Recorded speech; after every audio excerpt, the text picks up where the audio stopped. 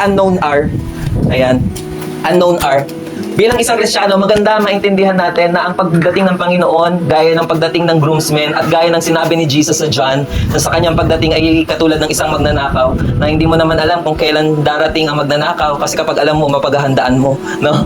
Okay? So, ganun din sa pagdating ng Panginoon, we don't know kung kailan, but only the Father knows, no? Pero habang hindi natin alam yung bagay na yon, habang yung bagay na yon ay uncertain, magkaroon tayo ng puso na umaasa na tayo ay babalikan ng Panginoon. Sabi nga, no one knows kung kailan darating ang Panginoon.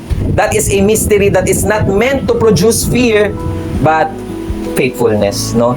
Yung unknown na yun, yun yung bagay na ayaw ng Panginoon na mag-produce ng takot sa atin, pero mag-produce yun ng faithfulness sa atin. Na kahit di natin alam, di natin uncertain yung pagdating ng Panginoon, pero faithful tayong gumagawa pa rin ng mga bagay na pinapagawa ng Diyos.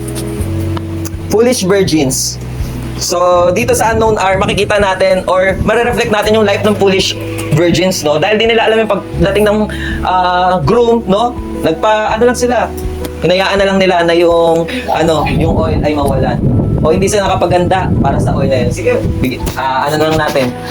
Bigyan natin ng pagdududa, baka mamaya naglinis pa kasi sila ng bahay, hindi nakabili ng oil, o naubusan ng oil sa palengke, no? Okay? Pero dito, yung foolish virgins, no? It reflects believers who has once had light but failed to keep it burning. Yung foolish virgins dito, ito ay nagpapakita sa mga Kristiyanong meron ng ilaw dati. Naranasan na nila yung apoy ng Panginoon dati, pero nag-fail sila na panatiliin yung apoy na yun, no?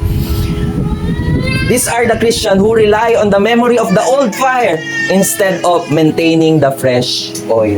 Naalala ko ngayong kwento, baka nakwento ko na rin to sa inyo kasi paulit-ulit na naman kwento ko. Yung nanay, no, na nawi noong 1950. So, merong isang nanay na nakakilala siya sa Panginoon noong 1950. At nag-church siya sa isang malaking church ngayon, no. Tapos sabi niya doon sa nagkikwento siya, testimony ng naranasan niya sa Panginoon. Sabi niya, alam niyo ba, noong 1950, grabe ang Panginoon. Grabe ko naranasan ang presensya ng Panginoon. Alam niyo ba, grabe, noong 1950, grabe, nagpagaling ang Panginoon. Grabe, naghimala ang Panginoon. Alam niyo ba, noong 1950, grabe, milagro ang ginawa ng Panginoon sa buhay ko, sa buhay ng pamilya ko. Ngayon, tinanong siya, Pastor, Nay, kamusta na ang Panginoon ngayong 2020? Kasi nakulong na siya doon sa 1950, no? Ang prayer ko, no, yung fire na naranasan natin kay Lord nung una, hindi lang yun nung una, kundi mag-maintain yun, manatili yun, at maranasan pa natin hanggang sa mga susunod. No, that is why we need the Holy Spirit, because the Holy Spirit uplifts, no, yung fire na meron sa atin. Okay?